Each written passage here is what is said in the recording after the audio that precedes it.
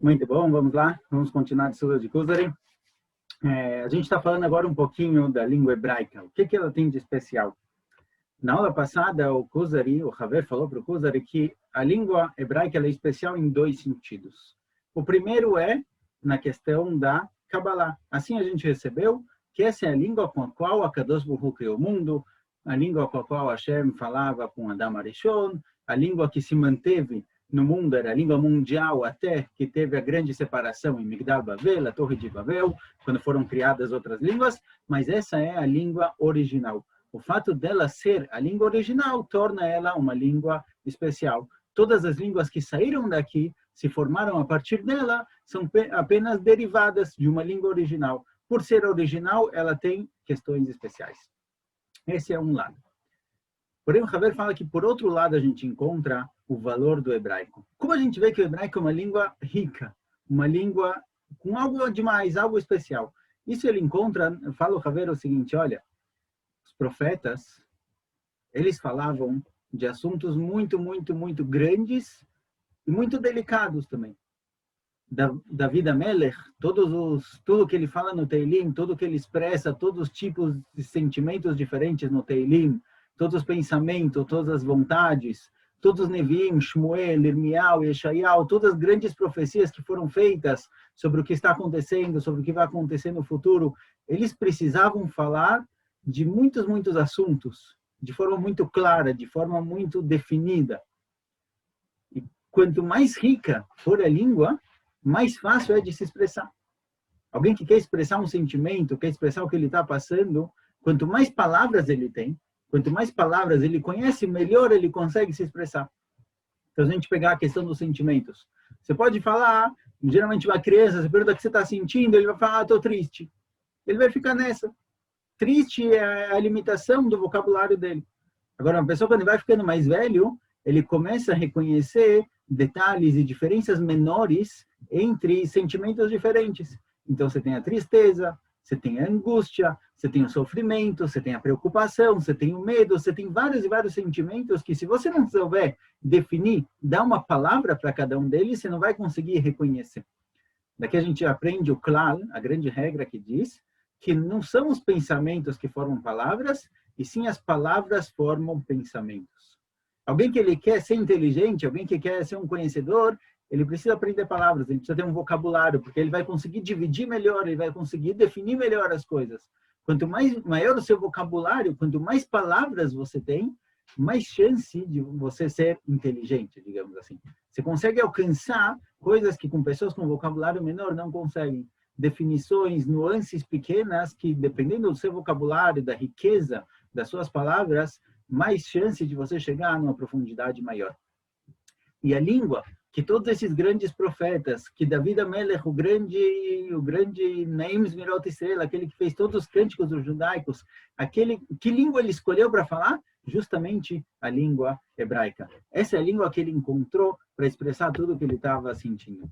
Então, por que David Amelech escolheu expressar os seus sentimentos, expressar todos os seus desejos, seus sonhos, suas ambições, justamente nessa língua?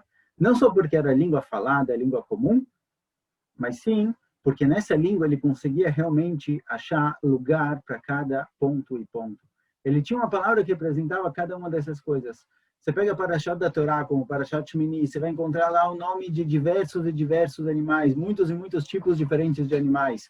As Parashat sobre a construção do Beit HaMikdash, construção do Mishkan, o efod, aquela roupa que o Kohen Gadol usava. Cada uma das pedras tem um nome específico. A Torá já trouxe para a gente várias e várias palavras que eram usadas, talvez não eram muito conhecidas. Hoje em dia a gente perdeu grande parte delas, mas a língua hebraica ela tem uma palavra específica para cada uma das coisas, pelo simples motivo que a gente falou no outro shiur. Cada coisa e coisa foi criada com a língua hebraica. Então, cada existência, cada pedra, cada animal, cada ser vivo que tem no mundo, ele recebeu o nome dele original em hebraico. Então, ele tem um nome especial, um nome específico, que é o que define ele. Assim conta o Midrash, que Adam Arishon, quando ele estava no Gan Eden, a Kadosh Baruch Hu fez passar na frente dele todos os animais. Adam Arishon via todos os animais que tinham na frente dele. E ele analisou profundamente, espiritualmente, qual o sentido daquele animal, qual a função dele no mundo, e ele deu para cada animal o nome que combina com a existência dele, que combina com ele, com a essência do animal. Então, cada ser vivo, cada planta, cada flor, cada pedra, cada coisinha do mundo recebeu um nome, e com esse nome ele foi criado, isso é o que mantém ele vivo. Esse nome representa a Neshama.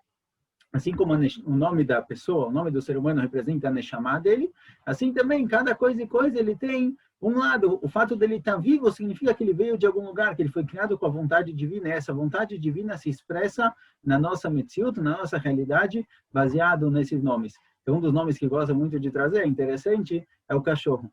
Como é chamado o cachorro em hebraico? O cachorro é chamado de Kelev. O que significa Kelev? As letras Kaf, Lamed e Bet. Essas palavras, a gente geralmente, quando você fala do cachorro, você menaqueda ela, você coloca os pontinhos de Kelev. Mas a palavra Kelev, se a gente tirar os pontinhos, pode ser lida também como Kalev, como o coração. Kelev, como o coração. O que significa isso? Significa que muitas vezes a gente pode perceber que o cachorro e o ser humano, o dono dele, eles têm alguma coisa em comum. O cachorro é um tipo, ele tem uma conexão especial com o ser humano. Não só eu gosto muito do cachorro, gosto de qualquer animal, mas muitas vezes a gente vê que o tipo de cachorro escolhido pela pessoa demonstra um pouquinho qual é a personalidade dele. Não só a aparência física dos dois, às vezes também tem fotos que aparecem por aí, donos de cachorros e cachorros com uma aparência igual, mas não, a essência do animal, o tipo de animal que a pessoa gosta, o tipo de cachorro, a raça que ele prefere, muitas vezes é conectada com o que tem no lev dele. Que leve, como que tem no coração da pessoa. Então, o cachorro, ele tem esse ponto, essa nekudá. Então, cada animal é animal que ele foi criado com um nome específico, esse nome original é o nome hebraico. Mas, hoje em dia, a gente perdeu muito dessas palavras. Então, tem, por exemplo, um livro chamado Ben Sirá. Ben Sirá é um livro antigo do segundo Beit HaMikdash, certo? Tem aí 2000 anos, que o livro original sumiu. O livro original em hebraico sumiu, só se tem por aí hoje em dia a tradução para o grego. Então esse livro tem em grego, tem várias Madoró, tem vários livros por aí, Ben Sirá, um livro que foi traduzido para grego, hoje em dia não é muito conhecido, mas de qualquer jeito o livro original foi perdido por muito tempo, até que uns 100 anos atrás encontraram o livro Ben Sirá original, da época do segundo Beit HaMikdash, escrito em hebraico.